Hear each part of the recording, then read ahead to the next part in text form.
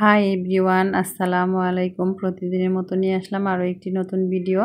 তো ভিডিওর শুরুতেই দেখতে পাচ্ছ কোনো একটা রেসিপি শেয়ার করব। তো আজকে তোমাদের মাঝে হালিম রান্নার রেসিপি শেয়ার করব। তো আমার ভিডিওতে এর আগেও আছে রান্না। তো আজকে ঝটপটা গোশ রান্না করা ছিল ফ্রিজে, সেটা দিয়ে ঝটপট রান্না করে দেব বাচ্চাদের। আর হালিম, তো এই যে হালিমটা আমি গরম পানি দিয়ে ভিজিয়ে নিচ্ছি। তো 15-20 মিনিটের মতো ভিজিয়ে রাখবো, তারপর রান্নাটা করব। তো 15-20 মিনিট পর চলে আসলাম রান্না করতে। তো আমি কড়ার ভিতরে তেল দিয়ে দিলাম। তো তেল গরম হয়ে গেলে আমি পেঁয়াজ কুচিগুলো দিয়ে দেব।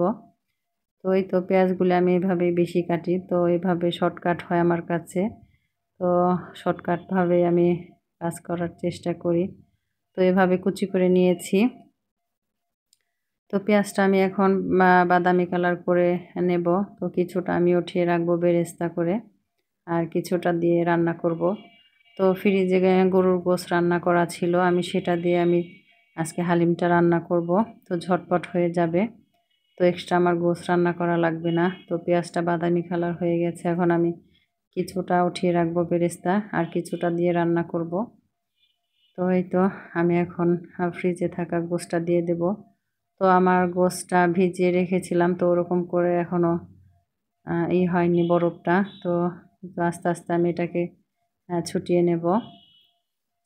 তো আস্তে আস্তে হিটটা কমিয়ে দিয়েছি। তো আস্তে আস্তে গলে যাবে ইনশাল্লাহ। তো এই তো ঝটপট ফ্রিজে থাকা গোশ দিয়ে আমি হালিমটা আজকে রান্না করব, তোমাদের মাঝে শেয়ার করব। তো এই তো গোশটা কিছুটা ছুটে এসেছে, আমি এখন ভিজানো ডালটা দিয়ে দিলাম। তো ভিজানো ডালটা দিয়ে আস্তে আস্তে আমি নেড়ে চেড়ে নেব।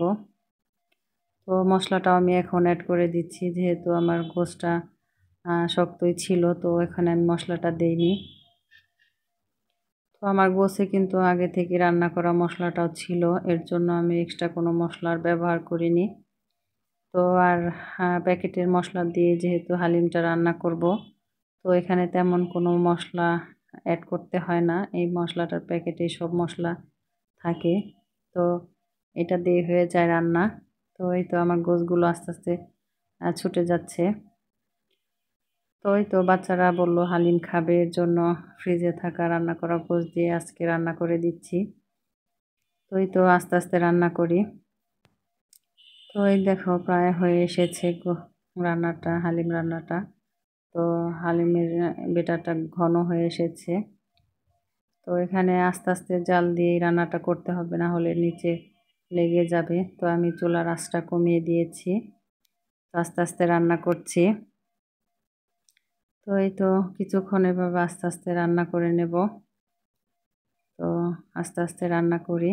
তো আজকের ভিডিওটা তোমাদের কেমন লাগলো অবশ্যই কমেন্ট করে জানাবে। তো এভাবে গোশ রান্না করা থাকলে আপুরা তোমরা বাচ্চাদের ঝটপট এরকম হালিম নাস্তা সন্ধ্যায় করে দিতে পারো, বা রুটির সাথেও এটা ভালো লাগে।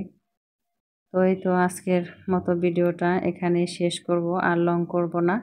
তো আমার হালিম রান্নাটা হয়ে গেছে। তো তোমাদের কাছে ভিডিওটা কেমন লাগলো অবশ্যই কমেন্ট করে জানাবে।